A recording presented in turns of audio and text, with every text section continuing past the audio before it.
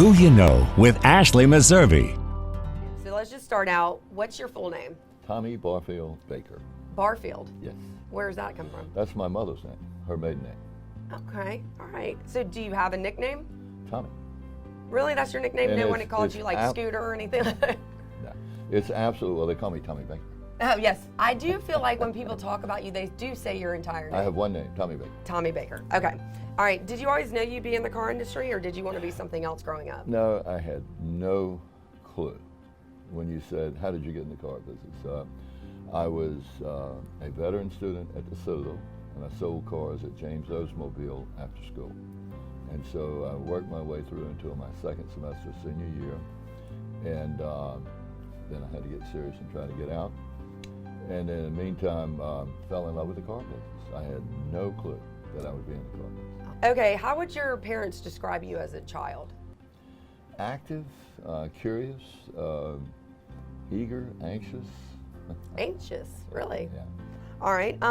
Who do you take after more, your mom or your dad? my mother. And talk about that relationship with your mom. Well, my favorite quote is, God couldn't be everywhere, so he made mamas. So That's so sweet. she's my best friend. I just lost her after 92 years. And she was my soul. And there aren't many like her, so I'll just say that. Thank you. And so what was the most special thing about her that she taught you? What I'm sure she taught you many things, but Woke up happy, went to bed happy. And everybody that met her thought it was their mother. She was that good. And so it was a real popular place to be, and that was our house growing up because she made it that way, because everybody was well. always cooking and things like that. She was. And the old quote was, Mama, how did you feed all those children? How'd you feed us all? She said, Tommy, just cut it in smaller pieces. So, pretty good, huh? Come on. Oh, I love that. Okay, so how did you meet your wife? I was actually, I had a car dealership. By this time, I had a car dealership in Birmingham, Alabama. And I had won this trip they flew you to South Florida on a yacht.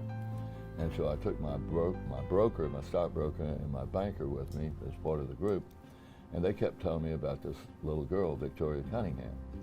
And they said, well, Tommy Baker, you need to meet this little girl.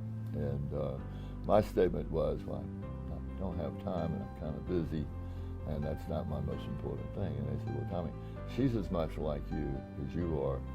And she works at Merrill Lynch, and she works for me, by the way, that was my stockbroker.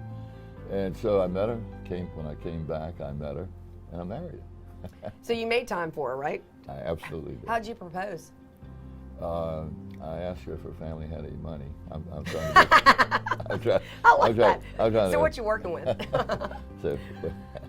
so how did I propose?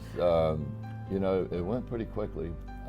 Before I proposed, I said, why don't we go see a psychiatrist? Why don't we get evaluated and go to marriage counseling to see if we're capable of being married? And it went so terribly, that I think the statement was they needed, it was a husband and wife, and they needed more help than we did. They had more problems. So that didn't go too well. But she said, I asked her father, and he said yes. And at the time, what was really funny, not funny, but a bit comical, was he and my future wife thought I sold cars, and they didn't know I owned a car dealership because I never told anybody, because it didn't matter. And so his words were to me, Tommy, the refrigerator's over there. I'll get you your first coat, but you have to get your second. And so he was such a wonderful guy, and the family was wonderful. So I got lucky. I never thought you would say that. I'm all about sitting on some couch, like going to see a therapist. I think more people should do that before they get married, wouldn't you think? Well, it worked. Yeah? Okay, so talk about this. Would you rather press the rewind button or pause button on your life? We got to go forward. You got to whine. Okay. Got to go. All right. What's your favorite song? I'm a big Roy Orbison fan, and so anything to do with Roy. Okay, I haven't heard any Roy. Pretty paper, pretty ribbons on blue. That's all I got. That was magic. That was magic. Okay, what advice would you give the 30-year-old Tommy? The 30-year-old Tommy, nothing from nothing is still nothing. So go forward, everything to gain, nothing to lose. Do you believe in ghosts or anything? No, No. No, Okay. no, let me say that. Take that back. We had a house on 49 South Battery, and there were girls still on the third floor. I had to think about that for a second. Were they nice? We drank together a little bit. We had cocktails. What's your favorite cocktail? Well, at the moment, my favorite is Don Julio 42, and that's on the rocks, lime wedge, and salt. A what, Julio? It's a tequila. Don Oh, Julio, I'm okay. sorry. People would be the most surprised or shocked to know that.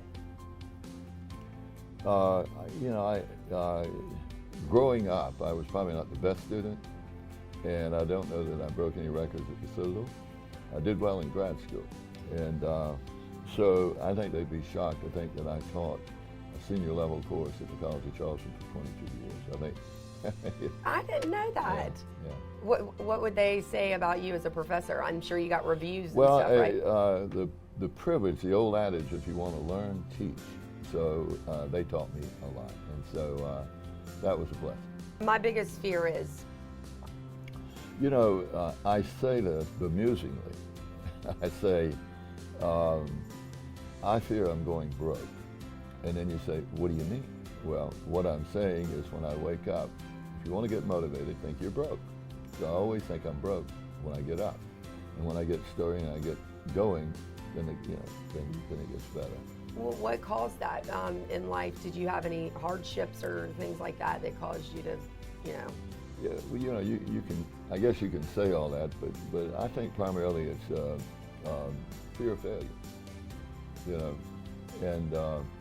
and so it's not really as nearly as critical as it was, in the early days. But I would say